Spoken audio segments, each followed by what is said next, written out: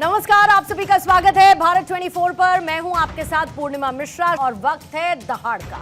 मराठी हिंदी विवाद में राज ठाकरे और निशिकांत दुबे आमने सामने आ चुके हैं। ठाकरे के तीखे जवाब के बाद निशिकांत दुबे ने फिर से तंज कसा है। अपने सोशल मीडिया प्लेटफॉर्म पर लिखा है कि मैंने राज ठाकरे को हिंदी सिखा दी। दरअसल महाराष्ट्र में हिंदी को कंपलसरी करने पर उद्धव ठाकरे और राज ठाकरे ने विरोध का मोर्चा खोला। हिंदी भाषी लोगों के साथ गुंडागर्दी की, कहीं पर दुकानों में तोड़फोड़ की, तो कहीं किसी को हिंदी बोलने पर पीटने की कोशिश की गई, जिसके विरोध में बीजेपी सांसद निशिकांत दुबे ने ठाकरे ब्रदर्स को आड़े हाथों लिया। उन्होंने कहा कि अगर हिम्मत है तो महाराष्ट्र में उर्दू बोलने वालों के खिलाफ बोलकर दिखाओ। इतना ही नहीं, इसके आगे दुबे ने कहा कि हिंदी का विरोध करने वालों को पटक पटक कर मारेंगे। निशिकांत दुबे के इस बयान पर कुछ दिन बाद राज ठाकरे ने तीखे अंदाज में कहा कि एक सांसद कहता है कि पटक पटक कर मारेगा, तू मुंबई आ, तुझे समंदर में डुबा कर मारेंगे। बहरहाल भाषाई शैली यहां पर बिगड़ी हुई है। और फिर उसके बाद ठाकरे ने यह भी सवाल उठाया कि क्या दुबे पर कोई केस हुआ है। यह सब कुछ हंगामा मराठी हिंदी भाषा विवाद को लेकर सियासी बवाल मचा रहा है। दावा यह किया जा रहा है कि यह सारा का सारा तमाशा सिर्फ बीएमसी चुनावों को लेकर हो रहा है, ताकि ठाकरे ब्रदर्स इसका फायदा चुनाव में उठा सके। और हो कुछ भी, लेकिन भाषा विवाद पर किसी के साथ मारपीट करना, धमकी देना कहां तक उचित है? क्या सियासत में कोई मर्यादा नहीं? कोई ये कहता है कि हिंदी सीखने नहीं देंगे, कोई कहता है कि हम हिंदी सिखा देंगे। आज दहाड़ में इसी पर करेंगे चर्चा, लेकिन विवाद के इर्द गिर्द आरोप प्रत्यारोप पहले सुन। यदि आप में ज्यादा हिम्मत है तो आप हिंदी भाषी को मारते हो तो उर्दू भाषी को भी मारो, तमिलियन को भी मारो, आप जो है तेलुगु वाले को भी मारो। आप जो इस तरह की घटिया हरकत कर रहे हो, और मैंने हमेशा कहा है कि जब अपने घर में हो, महाराष्ट्र में हो, यदि बहुत बड़े बॉस हो तो चलो बिहार, चलो उत्तर प्रदेश, चलो तमिलनाडु, तुमको पटक पटक के मारेंगे। ये एनार्की जो है नहीं चलेगी। कोणतरी दुबे नावाचा कसा काय बोलला, मराठी लोगों को हम यहाँ पे पटक पटक के मारेंगे, तू आम्हाला पटक पटक के मारणार? दुबे, दुबेलाच मी सांगतो, दुबे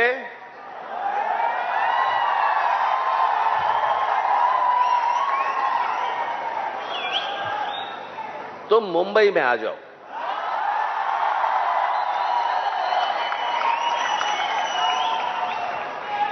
मुंबई के समुंदर में डूबे डूबे कर मारेंगे।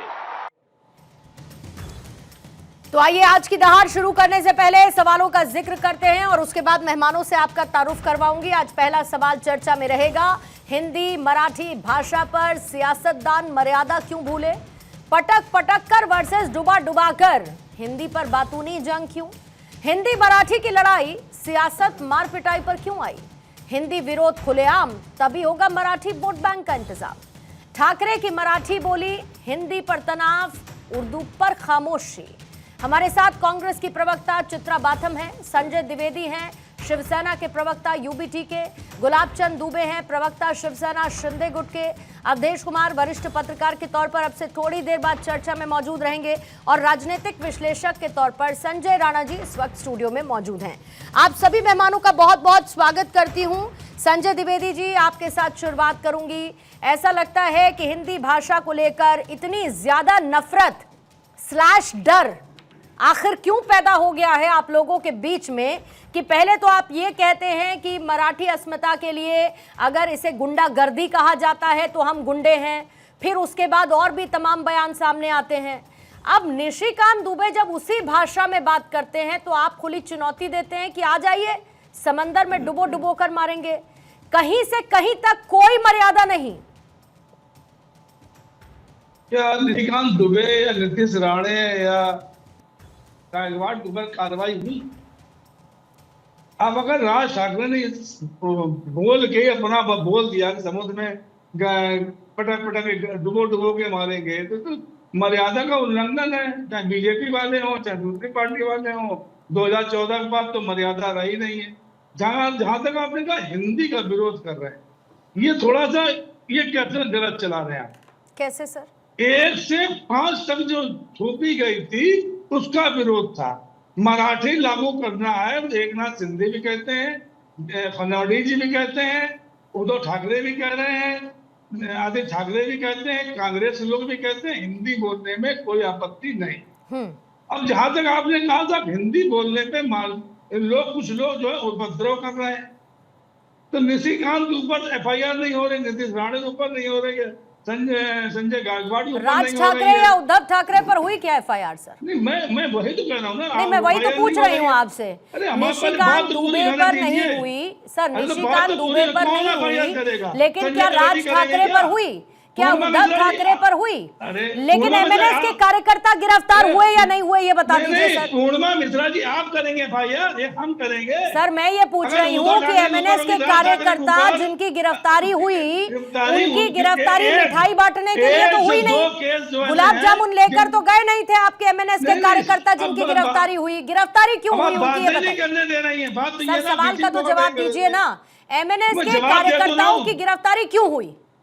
क्यों होनी चाहिए? मैं यही तो कह रहा हूँ, किसी को भी अधिकार नहीं है, चाहे उत्तर प्रदेश से आदमी जाए, चाहे बिहार से जाए, चाहे पश्चिम बंगाल से आदमी है, किसी को मारने का अधिकार नहीं। लेकिन हिंदी का विरोध नहीं हो रहा है, विरोध हो रहा है 1 से 5 तक। हम जो अरे तो सर वो तो वापस ले लिया ना, उसके बाद आपने वापस ले लिया। जो अपनी मौत मर चुका फैसला, उसको जिंदा करने की कोशिश क्यों? उसको कौन सी आप हृदय गति देना चाहते हैं? डिबेट में दिक्कत यही है, हम लोग बोलने नहीं देते सर। आपको लगता है सबसे ज्यादा आप बोलते हैं? जितनी बार द्विवेदी जी डिबेट में बैठते हैं, मैं आपको लॉगर से टाइम निकाल कर दे दूंगी कि आपको कितना समय मिलता है, तो ये मत कहिए कि आपको बोलने का मौका नहीं मिलता।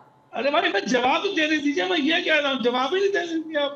भाई जवाब देने उसके बाद पूछ लीजिए, जितना पूछ रहा है उसके बाद पूछ लीजिए, सबसे पूछने के बाद पूछ लीजिए, पहले मैं जवाब तो देने दीजिए ना।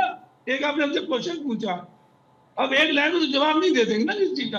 तो मैं ये कह रहा था कि चाहे उत्तर प्रदेश से लोग आए, चाहे बिहार से आए, चाहे पश्चिम बंगाल से आए, मध्य प्रदेश से आए, किसी भी व्यक्ति को मारने का अधिकार किसी को। अब मगर मारने का अधिकार नहीं है तो वहां जो पुलिस है, जो वहां पे सरकार है, चाहे केंद्र सरकार हो चाहे राज्य सरकार हो, उनको कानून व्यवस्था का काम उनके पास है। अभी विधायक मार दिया गया, कानून व्यवस्था डामाडोल थी, सरपंच की मार दिया गया, स्त्रियां सुरक्षित नहीं है। आज जो जरूरी है, माननीय एक नाथ शिंदे जब मुख्यमंत्री थे, उन्होंने कहा था 2100 रुपए देंगे, 2100 रुपए दिए लाडली बहनों, नहीं दिए। जी भोजन थाली देंगे, क्या दिया? नहीं दिया अभी तक। इसके बाद मुख्यमंत्री तीर्थ यात्रा कराएंगे, 30% बिजली में कटौती करेंगे, 25 लाख नौकरी देंगे, किसानों के ऋण माफ करेंगे, क्या हुए? तो बात इसकी है, आपके पास जवाब कारण किसी चीज पे कह के वचननामा देके आप एक सवाल के साथ आपका जवाब लूंगी, फिर गुलाबचंद दुबे जी के पास जाऊंगी। आप जो है इससे पहले मेरा सवाल ये है, पूरा करिए ना संजय द्विवेदी जी, मेरा सवाल ये है कि आप जब बीजेपी के साथ थे तब तो कोई ऐसी हिंदी भाषा को लेकर नफरत या डर नहीं दिखता था? दिखता था कि नहीं दिखता था? अब नहीं दिखता। उस दिन जब ये बात आई कि अगर ये गुंडागर्दी है तो हम गुंडागर्दी करते हैं, तब मंच पर उद्धव ठाकरे साथ साथ खड़े थे। आज आप कहते हैं कि राज ठाकरे जो कह रहे हैं वो गलत कह रहे हैं, फिर फडणवीस साहब की मुलाकात उद्धव ठाकरे से होती है। सर जरा लयबद्ध तरीके से चलते हैं ना, कंफ्यूजन क्लियर हो जाएगा सारा का सारा कि आपको, आपकी पार्टी को क्या लगता है। 1 से 5वीं तक का फैसला वापस ले लिया गया है सर, गंगा उसके आगे बह चुकी है। अब 2 मिनट सुन लीजिए ना, 2 मिनट सुन लीजिए ना। पूर्णिमा जी, राज ठाकरे तमाम मुलाकातें देवेंद्र फडणवीस से हुई, एक नाथ शिंदे से हुई, लोकसभा चुनाव में समर्थन दिया था कि नहीं दिया था, तब राज ठाकरे भी सब काम करते थे। मार्च 25 में माल में और पनवेल में लड़ाई झगड़े हुए, कोई एफआईआर हुई उसकी? मैं बिल्कुल यही बात कहना चाह रहा हूँ आपसे कि अगर कोई ऐसी बात हो रही है तो कानून व्यवस्था काम है वहां की पुलिस का, महाराष्ट्र पुलिस का, और हमारे मुख्यमंत्री काम है, सरकार का काम है। लेकिन सरकार के लोग कहेंगे मराठी बोलनी चाहिए। योगेश कदम जी मंत्री हैं, कहते सब मराठी बोलनी चाहिए। अब अगर मराठी बोलनी चाहिए, सभी लोग तो ये कह रहे हैं ना, ये तो है नहीं कि उद्धव ठाकरे कुछ अलग बात कह रहे हो, राज ठाकरे अलग बात कह रहे हो। और जहां तक अगर मारपीट की बात है तो अब कानून व्यवस्था लागू करिए, आप मजबूत कानून व्यवस्था दीजिए ना। क्यों विधायक की डेथ हो रही? क्यों विधायक? दुबे जी, गुलाबचंद दुबे जी, जितना मैं समझ पा रही हूँ कि सारा का सारा ठीकरा, सारी की सारी जिम्मेदारी आपकी सरकार की है। एमएनएस वाले निकलेंगे, हिंदी भाषी वालों को पीटेंगे, एज पर राज ठाकरे कान के नीचे बजाएंगे, वीडियो नहीं बनाएंगे, लेकिन करेंगे वही। अब आपकी सरकार उन पर कार्रवाई करती रहे, उनको जो करना है वो करते रहेंगे, लेकिन इसके इतर निशिकांत दुबे की भाषा इतनी तेज और इतनी आलोचना वाली क्यों रही? क्या आपकी सरकार अपना काम नहीं कर पा रही कि निशिकांत दुबे को इस पूरे मैटर में एंट्री लेने पड़े? जी पूर्णिमा जी, आपने बहुत अच्छा प्रश्न किया। सबसे पहले आपने ये कहा कि हमारी सरकार वर्तमान इन हालात, इन परिस्थितियों में क्या कर रही है। इन हालात परिस्थितियों में पूरा देश ने देखा, आप स्वयं आपने देखा, सबके ऊपर एफआईआर होता है, कानून के तहत उनके ऊपर जो भी केसेस लगना चाहिए, जो भी उनके ऊपर सेक्शन लगना चाहिए वो लगा। और रही बात निशिकांत दुबे जी का, निशिकांत दुबे जी ने जो भी कुछ किया, मैं इसका विरोध करता हूं, इसका समर्थन नहीं करता। जिस ढंग से राष्ट्र महाराष्ट्र के बीच की बात है, ये जो भी घटनाएं घटी हिंदी भाषी को लेकर के, मराठी भाषा की अस्मिता को लेकर के, इसका मैं हिंदी का अपमान, मराठी का सम्मान, मराठी हिंदी दोनों का सम्मान हो, ये मेरी सोच है, ये मेरा पार्टी की स्टैंड है, ये आदरणीय एकनाथ शिंदे साहब से लेकर के सभी पदाधिकारियों का ये स्टैंड है। अब रही बात निशिकांत जी ने जो दिल्ली में बैठ करके, पूर्णिमा जी, जो जहर बोया कि मैं पटक पटक करके मारूंगा, मेरे रेवेन्यू के ऊपर महाराष्ट्र जीता है, पलता है, मैं इसका विरोध करता हूं, इसकी भर्त्सना करता हूं, सिरे से खारिज करता हूं।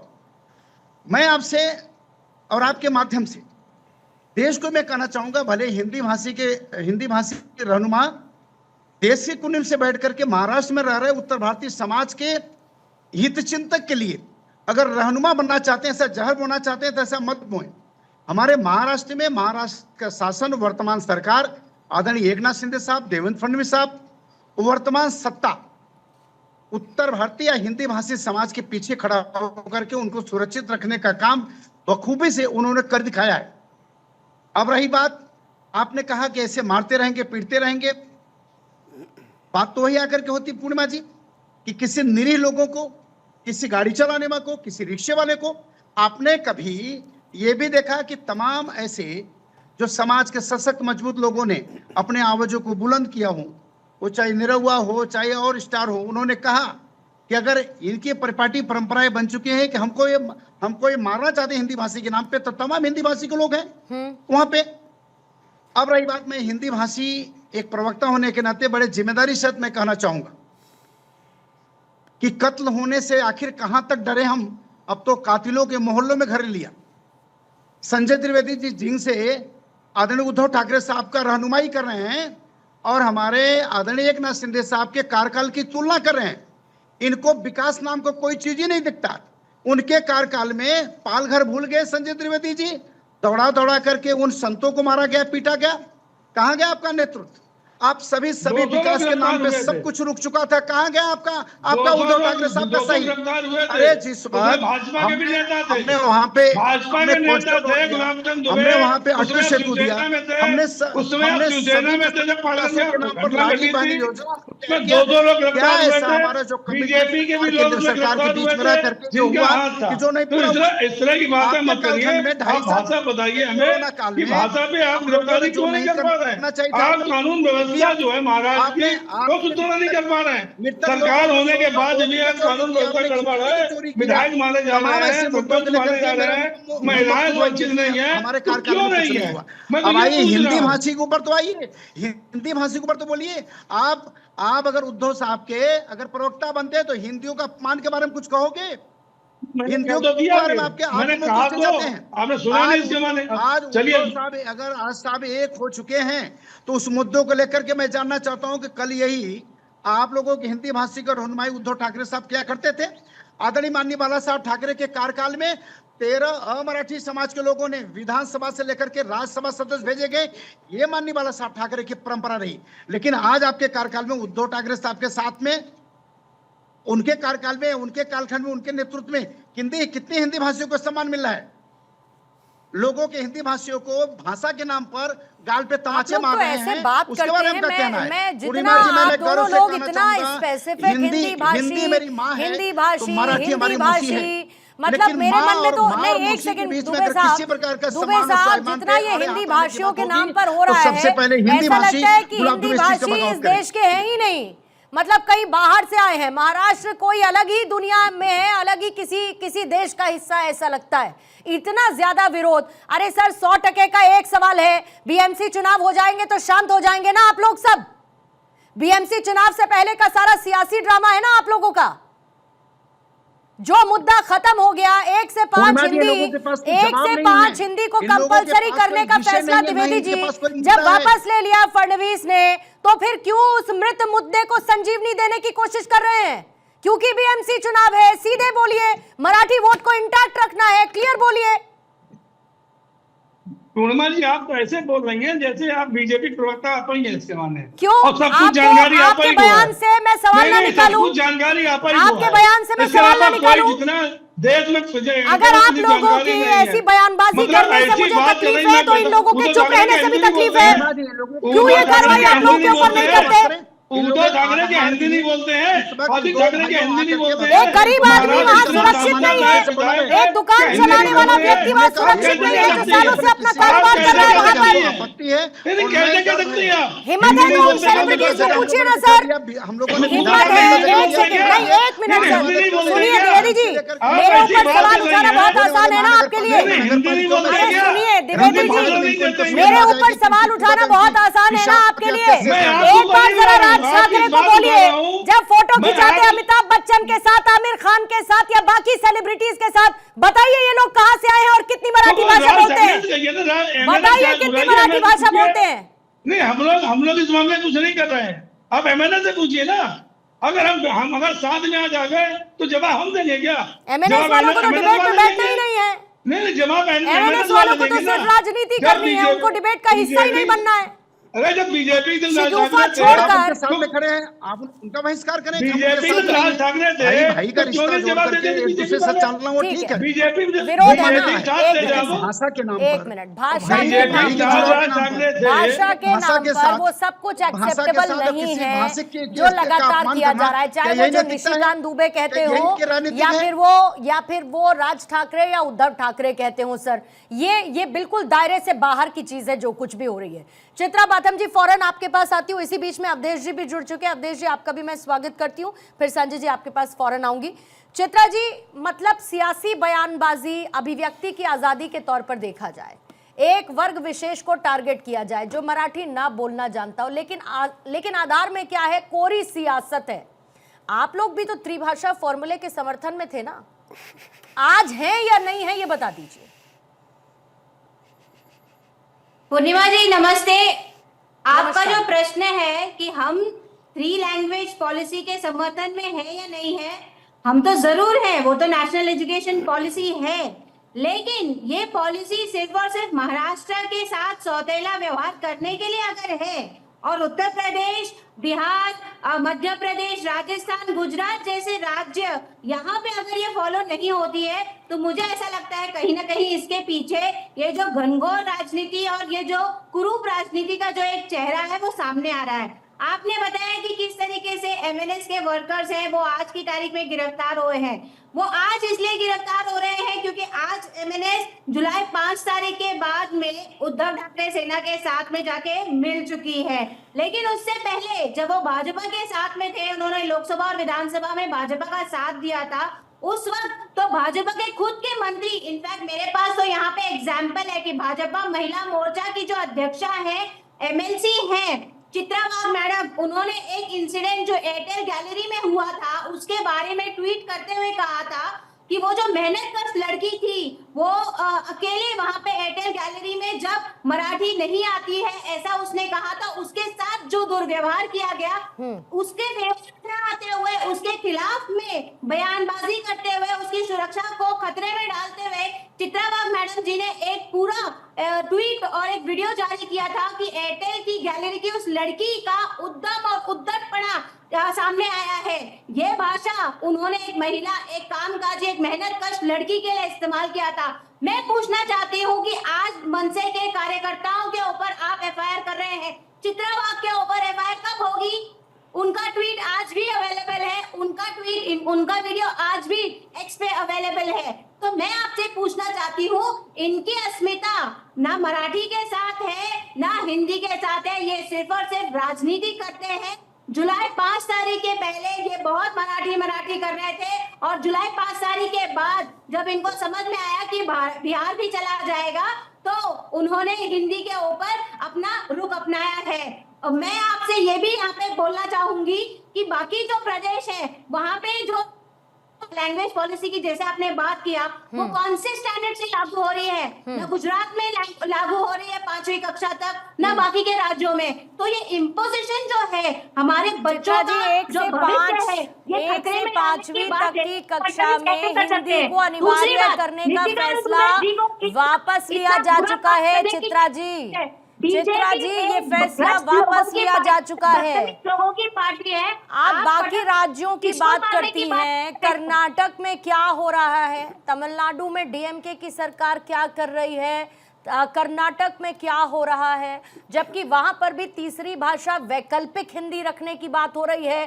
पहली भाषा कंपलसरी आपकी क्षेत्रीय भाषा ही रहेगी। सरकार तो वहां पर भी आप ही की है ना मैम। अगर आप लोग त्रिभाषा फॉर्मूले के सपोर्ट में हैं, तो फिर कर्नाटक में विरोध के लिए क्यों आ जाते हैं? वैकल्पिक भाषा आफ्टर स्टैंडर्ड 5th है। आप मुझे बताइए, उत्तर प्रदेश में 3 भाषा कौन से स्टैंडर्ड से सिखाई जा रही है? उत्तर प्रदेश में तीसरी लैंग्वेज कौन से स्टैंडर्ड से सिखाई जा रही है? क्या कक्षा पहली से सिखाई जा रही है? कौन सी तीसरी भाषा सिखाई जा रही है उत्तर प्रदेश में और बिहार में?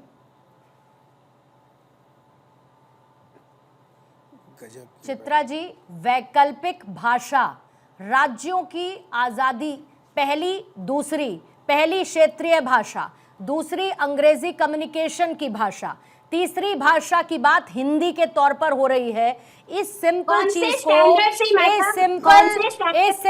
चीज को इतना ज्यादा आप लोग मुश्किल में क्यों डाल रहे हैं और इसे राजनीति का विषय क्यों बना रहे हैं? नहीं तो सबसे आसान क्या हो अवधेश जी, अगर मैं ऐसा मान के चलूं तो इन लोगों के हिसाब से तो हिंदी भाषा को पूरी तरीके से त्याग देना चाहिए। कहीं पर भी हिंदी भाषा होनी ही नहीं चाहिए। और अगर हिंदी भाषा को वैकल्पिक भाषा के तौर पर लाने की बात की जाएगी अवधेश जी, तो फिर निशिकांत दुबे आएंगे, राज ठाकरे आएंगे, एक पीट कर मारेगा, एक डुबा कर मारेगा। महाराष्ट्र को एक अवधेश जी, सांप्रदायिक स्टेट घोषित करने में देवेंद्र फडणवीस कोई ठीक है, कसर नहीं अवधेश जी से छोड़ते। समझ लेती हूँ मैम, अवधेश जी से समझ लेती हूँ। अवधेश जी अनम्यूट करेंगे प्लीज।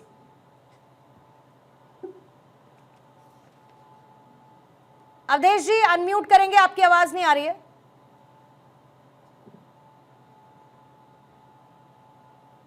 नहीं अवधेश जी, आवाज नहीं आ रही है। मैं करेक्ट करवाती हूँ, फिर उसके बाद आपके पास आती हूँ। मीनवाइल संजय राणा जी, सब कुछ बीएमसी चुनाव और उससे पहले का ये पूरा का पूरा बवाल, लेकिन डबल स्टैंडर्ड देखिए और उसमें भाषा की मर्यादा इस तरीके से गिरती हुई, और ये सब कुछ शांत हो जाएंगे। बीएमसी का चुनाव हो जाएगा, इनका जो राजनीतिक ध्येय वो पूरा हो जाएगा, जिस भी पार्टी का हो, जो जीते जो हारे, लेकिन उसके बाद सारा बवाल खत्म, शांति सन्नाटा। पूर्णिमा जी गुड इवनिंग फैलो पर। देखिए ऐसा है कि चाहे वो उद्धव ठाकरे सेना हो चाहे मनसे हो, ये दोनों पार्टियां, मैं बार बार डिबेट में बोलता हूँ, दोनों पार्टियां सबसे बड़ी विरोधी हैं मराठी मानुस की। ये मराठी मानुस की राजनीति नहीं करते हैं, ये अपनी मानुस की राजनीति करते हैं, अपने परिवार की राजनीति करते हैं। अभी हमारे प्रवक्ता क्या बोले थे कि मराठियों की अस्मिता, ये बताइए 40% जो एडमिशन के रेट है वो आपके महाराष्ट्र में मराठी स्कूलों में कम हो गए। 125 आपके कार्यकाल में बता रहा हूँ, 125 मराठी स्कूल बंद हो गए आपके कार्यकाल में बता रहा हूँ। जब कानून व्यवस्था की आप बात कर ले, कंगना रनावत का घर ऑफिस तोड़ दिया गया था, तो यही संजय राउत नामक व्यक्ति जो सांसद हैं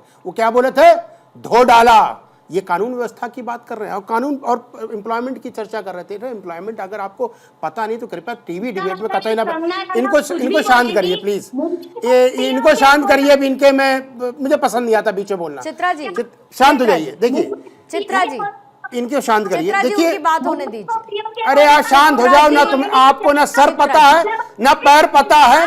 आप ऐसी प्रवक्ता हो चित्रा त्रिपाठी, चित्रा बातम, जिसकी बात सुन करके मन करता है अपना सर कहीं दीवार में मार दूं या पत्थर पकड़ के अपने सर में मार लूं। ना इधर का पता है ना उधर का पता है। अब आते हैं एजुकेशन एम्प्लॉयमेंट के बारे। देखिए 22-23-24 में अनएम्प्लॉयमेंट जो प्रोविडेंट फंड है वो तकरीबन 1.132 1 करोड़ 32 लाख लोग थे, 22% बढ़ गया था अगर 20-21 की तुलना की जाए। तो एम्प्लॉयमेंट में हुआ है 12% बढ़ोतरी हुई है दूसरे रोजगार में। तो देखना पड़ेगा कौन से काम कैसे हुए भाई। जो आपका कार्यकाल था 2-2.5 साल का कार्यकाल था, उसे इंडस्ट्री मूव होकर के सेमीकंडक्टर की इंडस्ट्री गुजरात चली गई थी। बहुत सी इंडस्ट्री जो महाराष्ट्र में होनी चाहिए थी वो कहीं ना कहीं आकर के उत्तर प्रदेश या दूसरे स्टेट में हो गई थी। अभी एक हमारे मित्र चित्रा जी ने पूछा कि ऐसा कौन सा फॉर्मूला उत्तर प्रदेश बिहार में जो न्यू एजुकेशन पॉलिसी पे, देखिए सिंपल सी बात है, बड़ी सिंपल सी बात है। न्यू एजुकेशन पॉलिसी क्या होती है, जहां पे रहते हैं, जहां पे उत्तर प्रदेश में हिंदी बोली जाती है, दूसरा अंग्रेजी होता, तीसरा वैकल्पिक भाषा, चाहे स्पेनिश ले लीजिए चाहे जर्मन ले लीजिए, सारे स्कूलों में ये चल रहा है। और बिहार में भी ऐसा होगा, अगर हिंदी मीडियम है तो हिंदी होता, फिर इंग्लिश ले लेता आदमी, फिर दूसरे वैकल्पिक भाषा वो ले लेता। और यही चीजें ये सब कुछ है, सब कुछ लागू होता है हर तरफ में, लेकिन इनको सिस्टम नहीं समझ में आ रहा है। मैं बार बार ये प्रवक्ता, कांग्रेस के प्रवक्ताओं से पूछता हूं कि भैया किस विषय पर चर्चा करना चाहते हो। अनएम्प्लॉयमेंट आपके जमाने में, इंदिरा गांधी के जमाने में 20% था, बेरोजगारी दर, महंगाई का दर 28% था, कंपनियों को डुबा दिया था, उदारीकरण के नाम पे इंडस्ट्रियलाइजेशन को पूरा अपने कब्जे में कर लिया था, जेब में भर लिया था। बर्बाद करने वाली पार्टी तो आपकी है। अब आते हैं अरे आप शांत हो जाइए। अरे बाथम मैडम आपको कुछ नहीं आता। अरे गलती हो गई, आपको प्रवक्ता किसी ने बना दिया। अभी पूछ लूंगा पॉपुलेशन कितना है, महाराष्ट्र की पॉपुलेशन कितनी है तो आपको पता नहीं है। महाराष्ट्र में स्कूल कितने हैं आपको पता नहीं होगा। अभी पूछना मराठी स्कूल कितने हैं ये पता नहीं होगा। जीडीपी कितना है पता नहीं होगा। जीडीपी का कंट्रीब्यूशन टुवर्ड्स इंडिया में कितना है महाराष्ट्र का ये नहीं पता होगा। लेकिन दुर्भाग्य से प्रवक्ता भी नहीं हो। समस्या क्या है, चाटुकारिता से पत्रकारिता नहीं कर सकते। नहीं, चाटुकारिता से पत्रकारिता नहीं कर सकते। चाटुकारिता से पद पा सकते हैं, लेकिन पद की गरिमा को बनाए रखने के लिए ज्ञान का होना बहुत जरूरी है। और आप कहीं ना कहीं ज्ञान की दुनिया में, ज्ञान के समंदर में कहीं नहीं टिकती हैं, तो आपसे क्या चर्चा की जाए। मैं बार बार पूछ रहा हूं भाई, एनईपी पानीपी पता है आपको? नहीं पता है। पॉलिसी पढ़ी है? नहीं पता है। वैकल्पिक है भैया, चाहे वो साउथ इंडिया हो, चाहे महाराष्ट्र हो, चाहे उत्तर प्रदेश हो, चाहे बिहार हो, देश का कोई प्रदेश हो, वैकल्पिक है। आप चूज कर सकते हैं। यहाँ के बच्चे स्पेनिश और जर्मन पढ़ते हैं तीसरे लैंग्वेज के रूप में, क्या बुराई है बताइए। अरे आप भाषा है, कम्युनिकेशन, एक मीडिया है कम्युनिकेशन का, जिसके तहत हम अपनी बातें आप तक पहुंचाते हैं, आपकी बातें हमारे तक पहुंचती है। इसका मतलब आप थोप नहीं सकते। और दोनों भाई महाराष्ट्र के सबसे बड़े दुश्मन है, मुंबई के सबसे बड़े दुश्मन है। लोग वहां पे बाहर से आकर के रोजगार करते हैं और उनको टैक्स दे करके उस प्रदेश को इकोनॉमी चलाती है, जो देश की इकोनॉमिक शहर माना जाता है, उसको बर्बाद करने में राजनीतिक तौर पे दो पार्टियों का हाथ है। अब देखिए चित्रा बाथम जी बोल लीजिए एक ही बार, सबका आंसर एक ही बार दे देते हैं आपको। नहीं, तथ्य में तो आप जा ही नहीं सकते, क्योंकि आप कुएं की मेढक हैं। वहीं टर्र बोलना आपको। कुएं के मेढक से हम बहस नहीं करते। समंदर में आइए, समझ में आएगा क्रोकोडाइल क्या होता है, व्हेल मछली क्या होती है। तो आप टर्र वहीं कुएं में करिए, बाहर आएंगे तो आपका ज्ञान जीरो है। मैं पूछ तो रहा हूँ, बताइए महाराष्ट्र में मराठी स्कूल कितने हैं? बोल रहा हूँ कितने स्कूल हैं, ये बताइए कितने प्रतिशत जो एजुकेशन है गिर गया, ये बता दीजिए कितने स्कूल बंद हो गए मराठियों के, नहीं पता आपको। चित्रा जी ऐसे नहीं समझ में आएगा मैम, रिक्वेस्ट कर रही हूँ, इस तरीके से आपकी बात ही नहीं समझ में आएगी। एक एक करके काउंटर रखिए, सवाल पूछिए, कोई दिक्कत नहीं है, काउंटर करिए, सब कुछ बोलिए, लेकिन एक एक करके बात करेंगे मैम। आपकी बात के लिए भी अच्छा है, इधर स्टूडियो में गेस्ट है उनकी बात के लिए भी अच्छा है, व्यूअर्स भी समझ पाएंगे आप लोग क्या कहना चाह रहे हैं।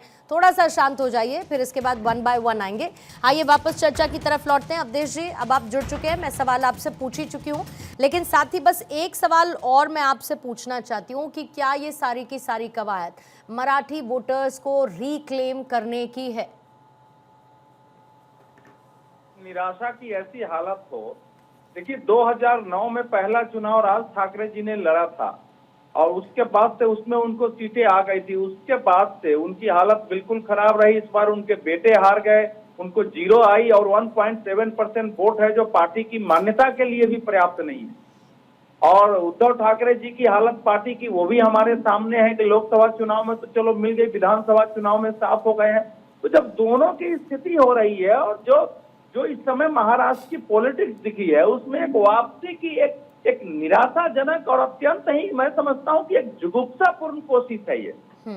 महाराष्ट्र में पहली से 10वीं तक अंग्रेजी अनिवार्य है, उससे कोई समस्या इनको नहीं है। तो इसीलिए हिंदी की इनको ऐसा लग रहा है कि 60-70 के दशक में जिस ढंग से बाला साहेब ठाकरे जी ने पॉलिटिक्स की थी, सन्स ऑफ द सॉइल का, और गुजरातियों पर, तमिलों पर हमला किया था और उससे थोड़ी बहुत उनको वोट आई थी। लेकिन मत भूलिए कि शिवसेना को भी भारतीय जनता पार्टी के साथ जुड़ने और हिंदुत्व की बात करने के लिए, तब करने के बाद विधानसभा में प्रभावी उपस्थिति हुई है।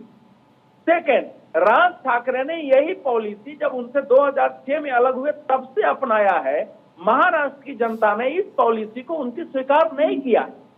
थर्ड, देखिए, जब तमिलनाडु में एंटी हिंदू करके पहले की तरह 50-60 के दशक की तरह स्टालिन को, एमके स्टालिन डीएम को, लोगों को सड़कों पर उतारने में सफल नहीं हो पा रही है, तो आपको लगता है कि महाराष्ट्र में हो जाएगा? चौथी बात, ये पहली बार देखा गया है कि इसका विरोध करने के लिए लोग सड़कों पर उतर रहे हैं। पहले राज ठाकरे पीटते थे, बोलते थे, चुपचाप लोग शांत करते थे। अभी व्यापारियों ने पहला विरोध किया है, जगह जगह लोग विरोध कर रहे हैं। अभी मैं एक वीडियो देख रहा था, उसमें एक महिला को ये लोग रोक रहे हैं राज ठाकरे की पार्टी के। कार्य आपको समझ में नहीं आ रहा है? मुझे मराठी आती ही नहीं है, मैं आपकी कोई बात समझती हूँ नहीं हूँ, मुझे समझनी भी नहीं है, मुझे हिंदी ही बोलनी है, और उसको कुछ नहीं कर पाते हैं। उनके सामने उठती है और ललकारती है और चली जाती है। तो वातावरण बदला हुआ है। उनकी कोशिश जरूर है कि राजनीति में हमारी वापसी हो। जल्दी से अवधेश जी एक क्विक सवाल और उसका एक छोटा सा जवाब। उद्धव ठाकरे को लेकर सर उद्धव ठाकरे को लेकर एमएनएस जो इस वक्त कर रही है, या कार्यकर्ता जो कर रहे हैं, जिस तरीके से हिंदी का विरोध हो रहा है, उद्धव गुट के लिए सिचुएशन क्या है सर इस वक्त? मतलब साथ दे या साथ ना दे, या कभी साथ दें और फिर कभी ना दे, मतलब क्या है सिचुएशन? नहीं, उनके देखिए, उनका भी ओरिजिन यही रहा है।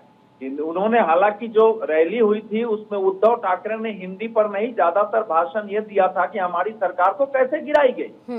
तो उद्धव के पीछे आगे पीछे की समस्या रहती है कि हम INDA में भी रहना है, हमको NDA में भी जाना है, तो उनके साथ थोड़ी बहुत दुविधा है। लेकिन मरता क्या न करता, इसके आधार पर मुंबई का एक चुनाव है या पुणे का लड़ सकते हैं, ठाणे का। देखिए, मैं ये जो पूछ रही थी ना अभी, त्रिभाषा फार्मूला हर राज्य अपना रहे। उत्तर प्रदेश में तो तमिल तक की पढ़ाई शुरू हुई है। इनको जानकारी होनी चाहिए कि त्रिभाषा फार्मूला जी, आप सुनिए। अरे भाई, इंफ्रास्ट्रक्चर सुनिए ना। अरे अब बीच में क्या, तो इंफ्रास्ट्रक्चर बनाना पड़ेगा ना।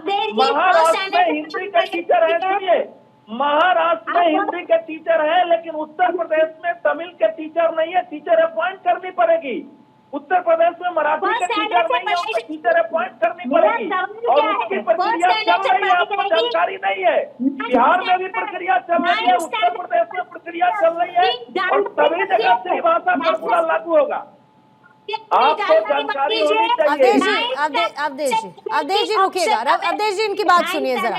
चित्रा जी आप बोलिए, क्या कहना चाहते हैं? मैं आपको ये बता रही हूँ कि ये जो कह रहे हैं कि थर्ड लैंग्वेज की ऑप्शन अवेलेबल है उत्तर प्रदेश में, ये फर्स्ट स्टैंडर्ड से नहीं अवेलेबल है मैडम, ये सिर्फ और सिर्फ 9th स्टैंडर्ड से अवेलेबल है। बिहार में भी आप मुझे बताइए, गुजरात में 1st to 5 अभी उन लोगों ने GR नहीं कैंसिल कर दिया कि सिर्फ और सिर्फ इंग्लिश और गुजराती। अब जवाब अवधेश जी जल्दी से, फिर राणा जी आपको ला रही हूँ। अवधेश जी जवाब। ऐसा है कि तीसरी भाषा के लिए टीचर अपॉइंट होंगे, उसके बाद ये प्राइमरी से भी लागू होगा।